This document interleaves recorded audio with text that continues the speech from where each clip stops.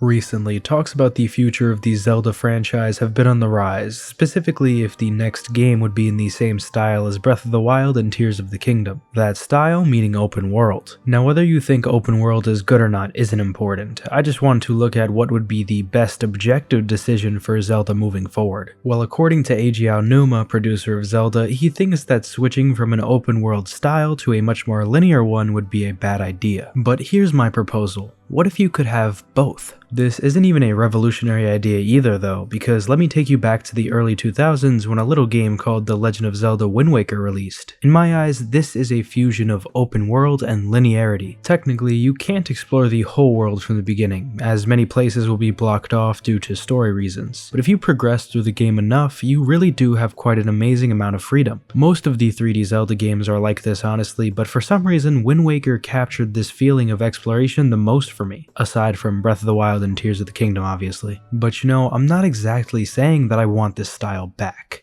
I think that Breath of the Wild introduced concepts to Zelda that certainly shouldn't be removed. I really love the additions of cooking, armor, and different weapons. But I think if we're brainstorming another Zelda game, it should try and innovate once more. Tears of the Kingdom to me completed the Breath of the Wild formula. If we did that same thing again, I doubt it would have anywhere near the impact on players, and that was already a problem with Tears. So my solution to satisfy both open world and linear Zelda fans is to make a game where the main overworld is open, but the dungeons are exactly what we used to see in old games. I think we can all agree that the dungeons in the recent Zelda games are certainly not their strongest aspects. Sure, in Tears of the Kingdom they've really improved things like the environments around them and the bosses, but honestly the whole activate terminals until you get them all thing is kinda overdone now. I want to have that Zelda dungeon style where you solve puzzles and get new key items. I mean, just think about something like the Forest Temple in Ocarina of Time. A dungeon from 1998 is far more complex and intriguing than anything Zelda has put out in the last 7 years. I'm not sure if it's an accessibility thing because to be fair, these dungeons were quite hard, but either way, there's nothing wrong with difficulty as long as it's fair. And when going through the dungeons in Breath of the Wild and Tears of the Kingdom, I was never really challenged beyond just having to find the next terminal. Especially in Tears where building kinda lets you break the game completely. Especially in all of the shrines where none of the puzzle design really matters since you can often just exploit it. That being said, I don't think that building is a bad mechanic, and I actually think it allows for much more creativity versus if you just had items like the boomerang and the hookshot. I think perhaps if you were given certain limitations to your Ultra Hand abilities, then puzzles could feel a lot better in terms of design. Outside of gameplay though, I also have a couple issues with Zelda's open world, primarily how the story is handled. First of all, being able to see the memories out of order is stupid, and I have no idea why it's a feature in the game. All this does is enable you to spoil major moments in the story for yourself. I mean, I understand the idea of piecing together the story over the course of the game, but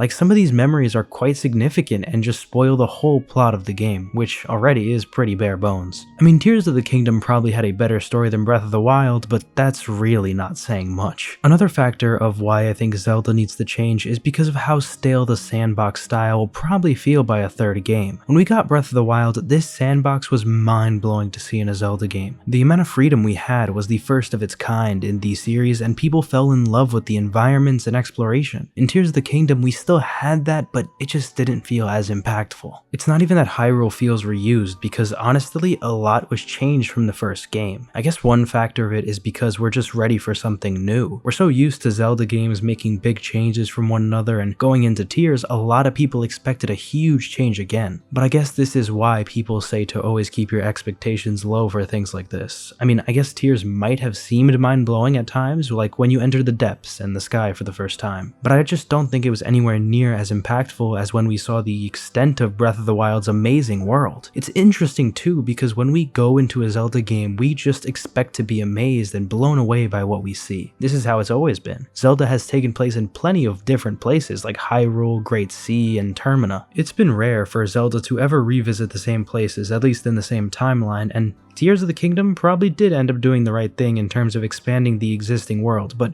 going forward, I don't know how that would do. What's left to do in this Hyrule anymore? So my official prediction and hopes for this next game are this. A completely new map, perhaps with the same Link in Zelda, but little to none of the Hyrule from Breath of the Wild and Tears. Accompanying this, I'd like to see a fusion of open world and linearity. So for this brand new game, I want to have that wow factor when I leave the starting area, just like that opening opening shot in Breath of the Wild. Beyond that though, I have no grievances with the current open world system, at least until the dungeons and the shrines come into play. As for these, I want them to go back to the old ways of a truly challenging and linear style. For the shrines, limit your abilities so you can't just cheese the whole thing. For dungeons, incorporate the use of certain abilities in a way that's innovative and not surface level. In terms of something like boss battles, I think they can actually be kept from tiers. They really improved in that department compared to Breath of the Wild's Blight Ganons, and as for the story, well, I doubt we're gonna get much more. I mean, this is Nintendo we're talking about, but I think that if Link and Zelda are the same from the previous two games, their relationship should be explored further, with a main element of the game allowing you to switch between them or play together with them at the same time. Of course, this wish list is great and all, but what's the actual likelihood of these dreams becoming a reality? Well, as for the open world style fusing with linearity, I think it's actually possible. Many people point to the recent interview with Eiji Aonuma as evidence that we won't ever be going back to linear gameplay. And to be fair, that makes sense. He basically dismissed the opinions of people who think linear Zelda is better than the current model. But there is one quote that many people missed out on when he said, "We did hear the desire from fans for a bit more of a designed dungeon, and that led our approach to Dungeons for Tears of the Kingdom.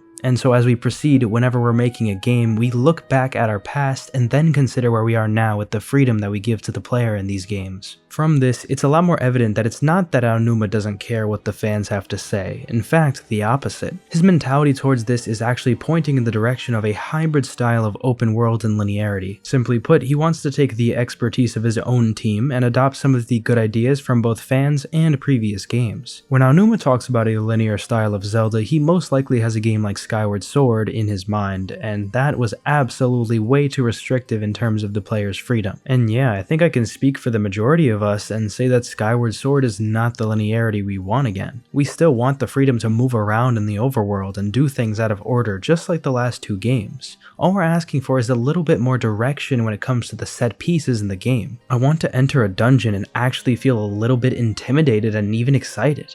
This is a feeling I pretty much never got in Breath of the Wild or Tears of the Kingdom's dungeons, unfortunately. I remember in games like The Wind Waker when you would have to complete a dungeon while taking a companion with you. This felt super unique and I want to see something like this return. Tears of the Kingdom was certainly not awful when it came to its dungeon design, and I will say places like the Spirit Temple and the Lightning Temple do give me vibes of that old Zelda style. To me though, it seemed like they intentionally held back on how close it was to that linear dungeon layout, which perhaps was to its detriment. For the next game, I don't want the developers to be scared to embrace its old style a little more, because let's be honest, that's what so many of us Zelda fans fell in love with. Some people might think that it's just a vocal minority of people who want more linearity, but I don't really know. I guess that could be the case since most of the comments on my last video were agreeing that open world games are kind of overrated. Honestly, it's hard to say if we should have any hope for a return to linearity just because of how against it Aonuma sounded in that interview. I guess for now, all we can do for that is to replay some of the classics we all grew up with.